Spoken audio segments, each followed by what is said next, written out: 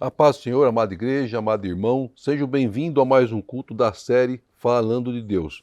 Eu estou meio gripado, um pouco a voz fanha e um pouco cansado, então eu peço perdão se eu tiver que interromper ou deixar o culto um pouquinho mais pausado. Mas vamos na sequência dos estudos que nós estamos fazendo, cujo tema principal é o alimento de Deus. Nesse culto de hoje, o sétimo dessa série, o episódio será o fruto do pecado. Se você perdeu algum dos cultos passados, é só você ir lá no canal do Ministério Folha em Branco, no YouTube, acessar os cultos e você poderá assisti-los e se alimentar de cada um deles. Eu queria fazer uma pergunta para você. Quem já apanhou uma fruta diretamente no pé? Creio que, principalmente pessoas da minha idade, muitos já tenham feito isso. Infelizmente, isso está ficando meio raro, porque as pessoas não têm mais essa experiência, porque as grandes cidades estão mais com concreto do que com jardim.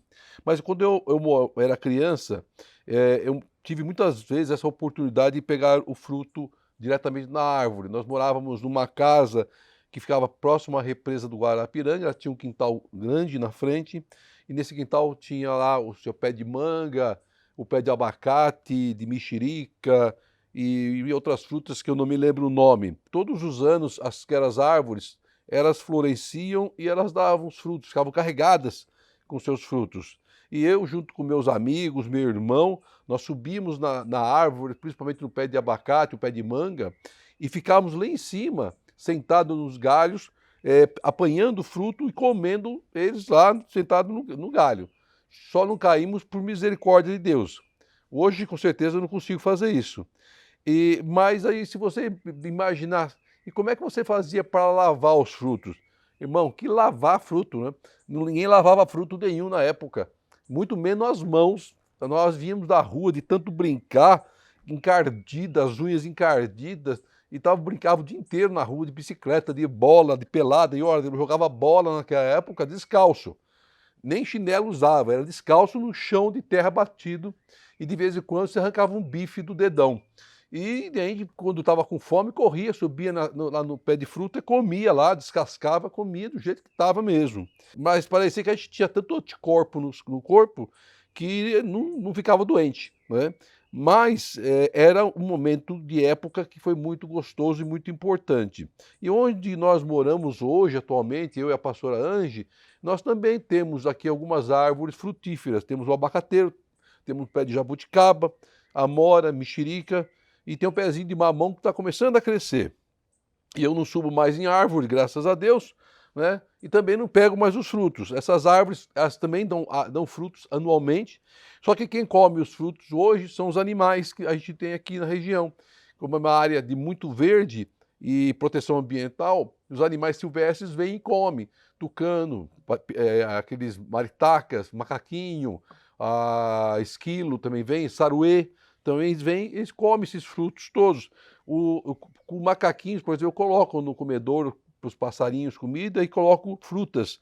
E o macaquinho vem e pega a fruta na minha mão, pega lá a banana na minha mão, porque eles sabem que eles estão em segurança, né? Estão ali se alimentando através daquilo que nós oferecemos para eles. Infelizmente, não temos mais visto isso nas grandes cidades, que hoje é só cimento, né? Tem pouco verde, né? Mas eu louvo a Deus por esse privilégio de nós estarmos tão próximos à natureza e podemos contemplar a sua criação.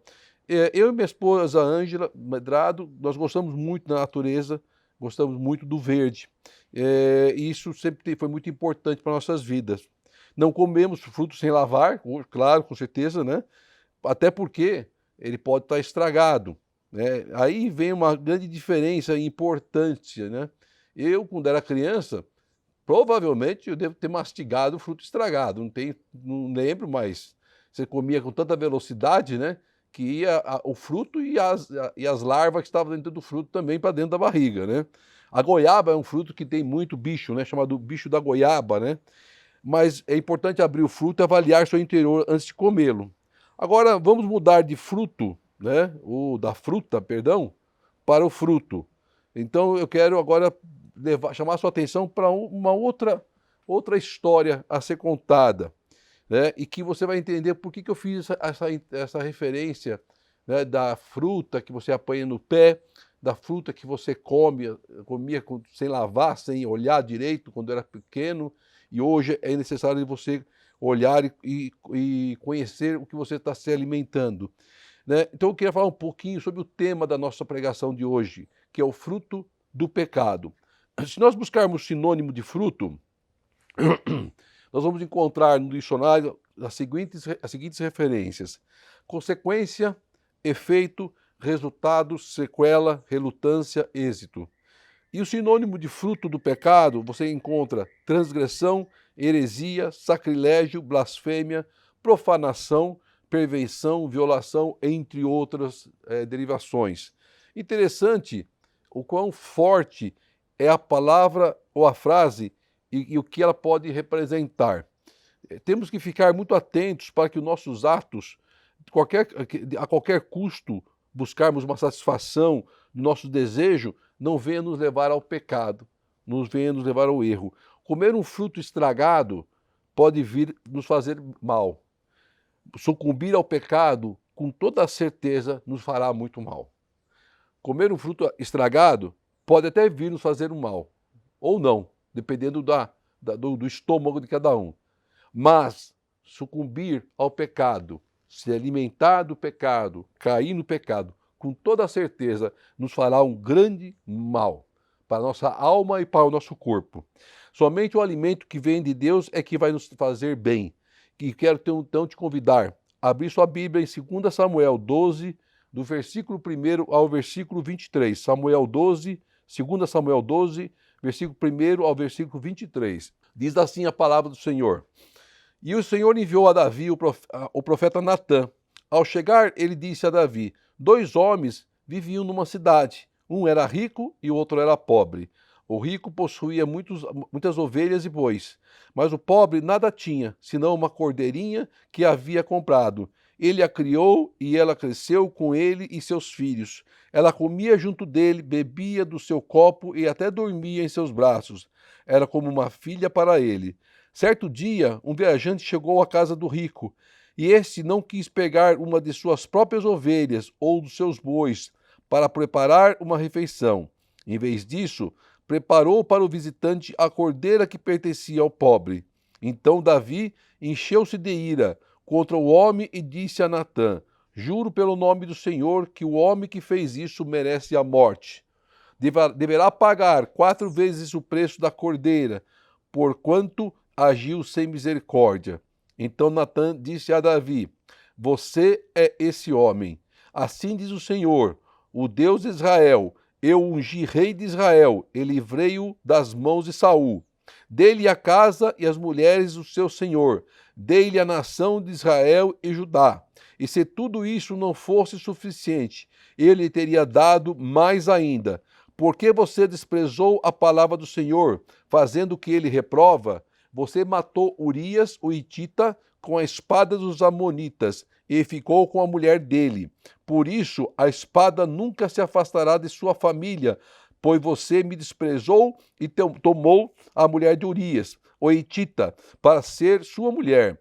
Assim diz o Senhor: de sua própria família trarei desgraça sobre você. Tomarei as suas mulheres diante dos seus próprios olhos, e as darei a outro, e ele se deitará com elas em plena luz do dia. Você fez isso às escondidas, mas eu o farei diante de toda Israel, em plena luz do dia. Então Davi disse a Natã: Pequei contra o Senhor. E Natã respondeu: O Senhor perdoou o seu pecado, você não morrerá. Entretanto, uma vez que você insultou o Senhor, o menino morrerá. Depois que Natã foi para casa, o Senhor fez adoecer o filho que a mulher de Urias terá a Davi. E Davi implorou a Deus em favor da criança. Ele jejuou e, entrando em casa, passou a noite deitado no chão. Os oficiais do palácio tentaram fazê-lo levantar-se do chão, mas ele não quis e recusou a comer. 7 dias depois, a criança morreu. Os conselheiros de Davi estavam com medo de dizer-lhe que a criança estava morta e comentavam: Enquanto a criança ainda estava viva, falávamos com ele, e ele não quis escutar-nos. Como vamos dizer-lhe que a criança morreu? Ele poderá cometer alguma loucura. Davi, percebendo que seus conselheiros cochichavam entre si, compreendeu que a criança estava morta e perguntou: A criança morreu? Sim, morreu, responderam eles. Então Davi levantou-se do chão, lavou-se, perfumou-se e trocou de roupa. Depois entrou no santuário do Senhor e adorou. E voltando ao palácio, pediu que lhe preparasse uma refeição e comeu. Seus conselheiros lhe perguntaram: Por que ages assim? Enquanto a criança estava viva, jejuaste e choraste. Mas agora que a criança está morta, levantas e comes. E ele respondeu: Enquanto a criança ainda estava viva, jejuei e chorei. E eu pensava: Quem sabe, talvez o Senhor tenha misericórdia de mim e deixe a criança viver. Mas agora que ela morreu, por que deveria jejuar? Poderia eu trazê-la de volta à vida? Eu irei até ela, mas ela não voltará para mim. Só até aqui, versículo 23. Glória seja dada a Deus. Essa palavra é conhecida, todos sabemos, já lemos, já aprendemos sobre o contexto dela. Você deve ter já ouvido através de outros pregadores. E ela conta e relata a história de um momento da vida do rei Davi. E nós vamos fatiar a palavra, estudá-la para o entendimento claro do que o Senhor quer nos ensinar essa tarde. Nos primeiros 6 versículos, nós temos 2 personagens conversando, que era o profeta Natã e o rei Davi. Então Natã foi até a presença de Davi porque Deus o mandou. Não era uma visita de quem estava por perto ou com saudades, mas uma ordenança de Deus ao seu escolhido. Então, Natã teve de Deus uma ordenança para que ele fosse até Davi. É o que diz lá no versículo 1. E o Senhor enviou a Davi o profeta Natã. Natã chega então à casa de Davi para entregar algo da parte de Deus. Quem nunca recebeu na sua casa ou em qualquer outro lugar uma visita de um profeta enviado por Deus em um momento que você tanto precisa? Creio que muito já aconteceu isso. Para mim aconteceu. Eu já estava um dia clamando aqui na varanda de casa, porque eu estava com a coluna travada, num momento muito difícil, com muita dor, né? E eu tinha, de uma certa forma, murmurado com Deus, né? A respeito de uma profecia, a qual Deus havia me entregado, e eu tinha dito a Deus que eu não profetizaria mais, porque eu achei que a profecia era coisa do meu coração. E aí eu tive esse problema na coluna e fiquei aqui muito ruim, muito doente. Então Deus manda uma profeta dele até aqui em casa. E ela chega aqui em casa e fala que ela estava lá na sua casa fazendo seus afazeres. E de repente ela me vê na porta da casa dela e Deus fala: vai até meu servo para entregar algo da parte do Senhor. E ela veio, obedecendo à voz de Deus, até a minha casa. E aquela mulher abriu a boca e começou a entregar para a minha vida aquilo que Deus mandara. Eu caí de joelhos, clamando pela misericórdia de Deus e perdão. E Deus fez um concerto comigo, eu fiz um concerto com Deus e aquela enfermidade foi curada. Natã foi usado por Deus também com o mesmo objetivo, levar uma palavra do Senhor para o rei Davi, para um concerto, para uma restauração com seu servo Davi. Separação gerada pelo pecado. De certa forma, eu pequei ao blasfemar de que não iria mais profetizar. Quem sou eu para dizer o que eu vou ou não vou fazer, se é Deus na minha vida? E a separação que é gerada entre nós e Deus é em consequência do nosso pecado, de não fazer a vontade de Deus, não fazer a vontade do Pai. E foi o que aconteceu com o servo Davi. Então Natã começa a passar a Davi a mensagem de Deus. E ele inicia a conversa contando uma história que tinha o objetivo de mostrar a Davi o quão terrível foi a sua atitude que levou ele ao pecado. A forma que Deus apresentou a sua desaprovação aos acontecimentos provocados por Davi o fez sentir na pele as consequências de seu terrível ato e que levou a pecar. Até aquele momento, a vida de Davi vinha seguindo normalmente, como se nada tivesse acontecido. Até o momento que Natã chegou na casa de Davi, parece que Davi estava seguindo a vida como se nada tivesse acontecido. como se ele não tivesse matado a Natã, como se ele não tivesse roubado a mulher de Urias. Davi se apropriou de algo que não era dele. Tomou para si a mulher de Urias, usou de sua autoridade como rei para justificar seu ato. Arquitetou um plano para tirar a vida de Urias, para tomar a sua mulher Betseba. Ele consumou seu plano com a morte de Urias. Ele consumou seu desejo de ter a mulher de Urias. Ele consumou e selou o seu pecado. Vejam o que desenrolou nessa atitude de Davi.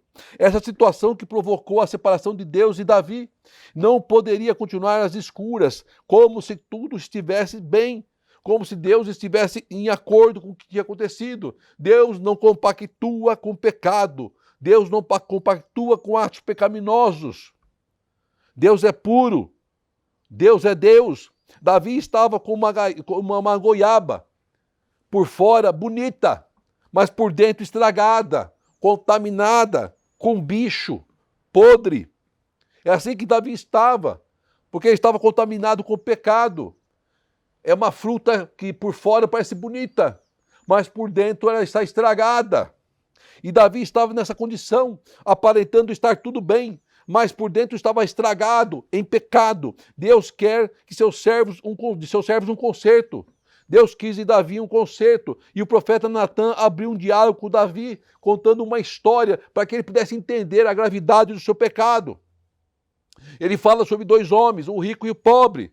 O rico egoísta, aparentando ser escravo do mundo. O pobre feliz, apesar das suas limitações, amava a sua família, amava a sua criação. Todos viviam felizes naquela casa. Então o rico toma do pobre a única coisa que ele tinha, a sua cordeirinha. Toma tudo do pobre, que representava muito mais do que um animal de estimação. Era como um membro da família, vivia com seus filhos, cresceu com eles, comia à mesa com eles e dormia com eles. Veja a importância dessa cordeirinha para aquele homem, o simbolismo dessa história, dessa palavra. Então o rico poderoso, Senhor, que se compara ao rei Davi, tira daquele homem e daquela família pobre, dos seus filhos, a cordeirinha. Um membro da família, que trazia alegria àquela família. E aquela família então foi saqueada, foi roubada, foi afrontada, atingida, por não poder fazer nada para se defender, a não ser chorar, a não ser se calar, a não ser sofrer. Exatamente o que o rei Davi havia feito. Quem já não passou por situações assim, onde somos afrontados diariamente, tentam nos roubar a nossa alegria, tentam tirar de nós nossas bênçãos, roubar a nossa saúde, a nossa família, o nosso trabalho. Aí em seguida, nós vemos a reação do rei Davi. Logo após o profeta Natã trazer esse relato, lá no versículo 5. Então Davi encheu-se de ira contra o homem e disse a Natã: juro pelo nome do Senhor que o homem que fez isso merece a morte. Ele estava falando dele mesmo. Ele estava fazendo o julgamento dele mesmo, dos atos dele mesmo. A primeira reação de Davi foi de fúria, de não concordar com aquela atitude do homem rico, sem parar para pensar que ele era esse homem, não concordar com a crueldade daquele homem, se compadeceu com o pobre e sua dor, mas não se compadeceu com Urias. Determina então que fosse feita a justiça, determina então que fosse dada uma sentença e uma punição. Veja que Deus estava trazendo ao entendimento de Davi a gravidade dos seus atos e as consequências que enfrentaria com a sua própria sentença. Ele mesmo se sentenciou. A resposta de Natã abriu os olhos de Davi para o entendimento do pecado, para que ele pudesse enxergar o que ele havia feito. Então Natã diz a Davi: você é esse homem. Você é esse homem.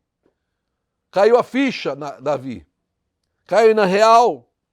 Então, a partir já do versículo 7, o profeta entrega a Davi uma resposta e o desarma por completo. Davi sabia que à sua frente havia um homem de Deus. Sabia que a palavra vinha do trono do Altíssimo, do Senhor, não era da boca do homem. Assim acontece em nossas vidas, quando Deus quer nos corrigir, ele age de diversas formas. Então o profeta Natã começa a listar a Davi tudo o que Deus lhe deu. e trazer à sua lembrança os feitos de Deus para a sua vida, para que ele ficasse bem claro a Davi que nada justificava o seu ato de pecado. Nada. Deus ungiu Davi a rei. Foi Deus que ungiu Davi como rei. Deus o livrou das mãos do rei Saul. Deus deu a Davi a casa que era de Saul. Deus deu a Davi as mulheres que eram de Saul. Deus deu a Davi a nação de Israel e Judá. Deus colocou o seu povo nas mãos de Davi. Deus deu a Davi a autoridade sobre toda a nação. E Deus daria mais a Davi se ele pedisse. Daria mais se ele pedisse. Mas Deus não deu a Davi, nem a nós o direito de pecar.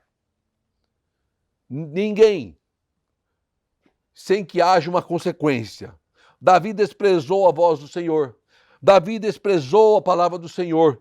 Davi fez o que era reprovável ao Senhor. Está lá no versículo 7.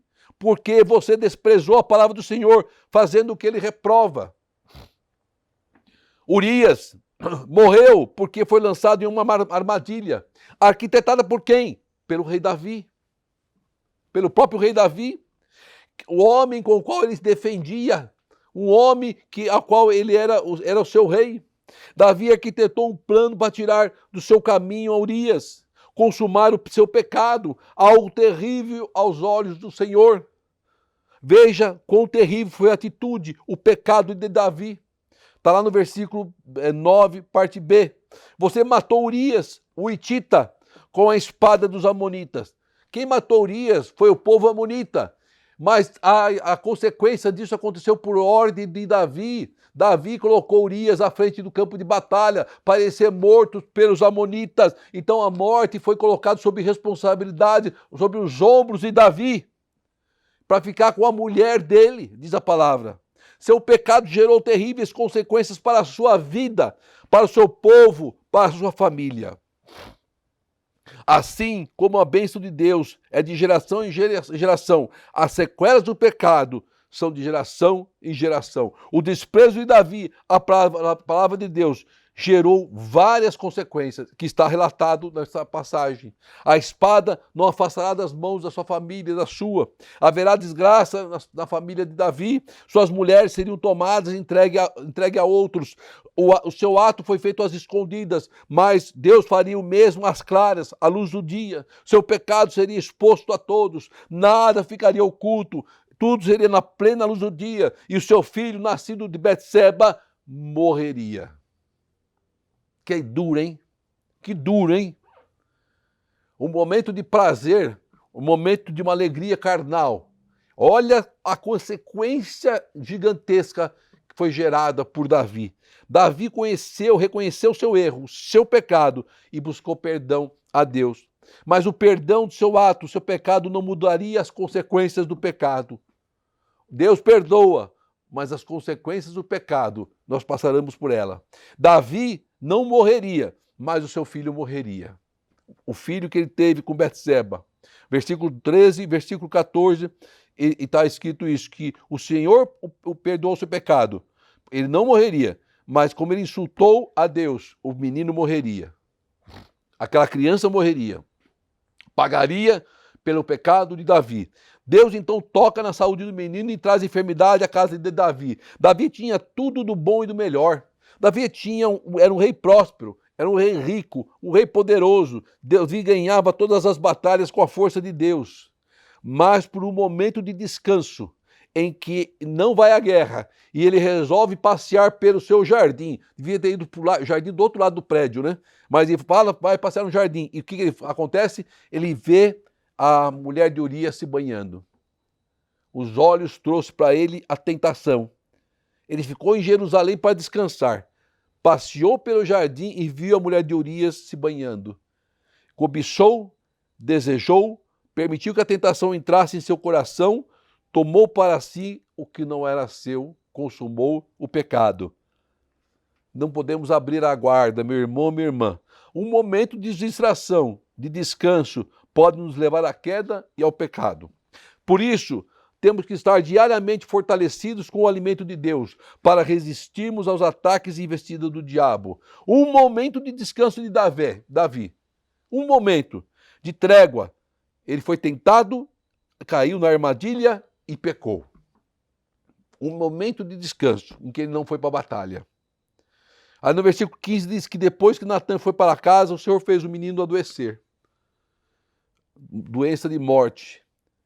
E Davi implorou a Deus em favor da criança, jejuando e orando por 7 dias. O mesmo vento que bateu a porta de Davi pode bater em nossa porta. A forma que nosso adversário enganou e levou a Davi ao pecado pode também agir sobre nossas vidas, nos enganando e nos levando ao pecado. Mas os planos de Deus para Davi eram outros. Deus amava Davi como nos ama. Deus queria o melhor para Davi, assim como Ele quer para nós. Deus queria abençoar a Davi, como assim Ele quer nos abençoar. Então, o que diz a palavra do versículo 17? Os oficiais do palácio tentaram fazer Davi levantar do chão para que ele comesse, e ele recusou. E diante daquela terrível situação, então Davi entra em um período de jejum e oração. Nós temos que, em determinados momentos da nossa vida, entrarmos em um período de jejum e oração, clamando por Deus, por uma resposta de Deus. Quando estamos em uma situação difícil, de luta, sempre buscamos a Deus. Mas quando ficamos no bem bom, quando as coisas parecem estar tudo mil maravilhas, nós esquecemos um pouquinho de Deus. É na luta, é na lágrima que a gente se aproxima de Deus. E Davi então buscou a Deus, buscou o alimento para o espírito, se afastou do alimento para o corpo, mas queria fortalecer o seu espírito. A sua luta, a sua dor só poderia ser vencida pela misericórdia de Deus. Por 7 dias Davi orou e jejuou, e no 7º dia a criança morreu. Está lá relatado no versículo 18. Havia então uma preocupação dos empregados, dos seus conselheiros, em lhe dar a notícia, porque o seu estado já era muito debilitado naqueles 7 dias sem comer, é onde ele não queria se alimentar. E havia um medo de que ele poderia fazer algo mal a si próprio. Mas Davi era um homem de Deus. Davi era um homem segundo o coração de Deus. Davi sabia o Deus que ele servia. Existem momentos, sim, nas nossas vidas que não queremos receber notícias ruins. E como é difícil entregar ou receber uma notícia ruim. Mas era necessário enfrentá-la. Assim também é com nossas vidas, nós temos que enfrentar nossas lutas. Aí diz que a criança, ele recebeu a notícia que a criança havia morrido. Está lá na continuação do versículo 18. Quando nós entramos na presença de Deus, quando nós buscamos a Deus, ninguém precisa dizer nada, porque Davi já tinha percebido, que já estava no sentimento dele que aquela criança já tinha morrido. Nós sentimos, nós sabemos que está por vir, porque parece que Deus nos revela. Na verdade, Deus nos revela, Deus nos prepara. Deus não nos deixa às cegas. Deus sempre avisa os seus escolhidos e nos prepara. E em seguida acontece o inesperado aos olhos dos homens. Aí que vem o grande diferencial de um homem de Deus para o ímpio. Acontece o inesperado. As coisas de Deus são loucuras para os ímpios. Ninguém entende o servo e a serva de Deus como age no meio da luta. Então Deus vai e fortalece o coração de Davi. Davi conhecia Deus com intimidade e Deus estava lhe dando força. Então Davi reage como um homem de Deus. Ele se levanta, ele se lava, ele se perfuma, ele troca de roupa, ele adora a Deus e toma uma refeição. Ninguém entende o agir de Davi. Ninguém entende o agir de um homem e de uma mulher de Deus. Ele volta para o palácio e pede uma refeição, depois de ter ido adorar a Deus no santuário. Antes disso, tinha ido se banhar, trocar de roupa. E foi adorar a Deus. Aos olhos do ímpio parece loucura, como alguém que estava há 7 dias prostrado, amargurado, triste, chorando, clamando, e ao receber a pior notícia do mundo, muda por completo. Ninguém compreende, ninguém entende o operar de Deus e não vai entender mesmo. Só um cristão consegue entender. E nós temos a certeza que tudo está nas mãos do Altíssimo. Tudo está no controle de Deus, no controle do Senhor. Para que a sua vontade prevaleça em nossas vidas, como prevaleceu na vida de Davi. Davi sabia que essa era a vontade soberana de Deus sobre sua vida. Davi sabia. Ele tentou mudar aquela sentença com jejum e oração, mas a vontade de Deus, os planos de Deus eram outros. Davi então aceita a vontade do Senhor e entra no santuário, limpo, renovado, transformado e se entrega à presença de Deus. Ele se alimentou por 7 dias do melhor do Senhor, buscando a sua face. buscando a sua face, somente depois de ter fortalecido o espírito é que buscou o alimento para a carne. Está lá relatado nos versículos seguintes, até o 21 ao 23, e a vontade de Deus estava consumada. Ele aceitou a vontade do Senhor. Não poderia mudar os acontecimentos, porque o menino havia morrido, mas sabia que um dia iria para onde ele foi, para a casa do Senhor, preparada para os seus escolhidos. Então, meu irmão, minha irmã, não perca essa oportunidade que Deus nos dá para vencermos nossas lutas, as tentações de nossas vidas. Fuja dos encantamentos do pecado, fuja. Busque força no Senhor, no Senhor dos Exércitos. Nós somos fracos. Não tente enfrentar o pecado, enfrentar as armadilhas do diabo sozinho, porque o risco de cair é muito grande. Então, esteja sempre na presença do Senhor.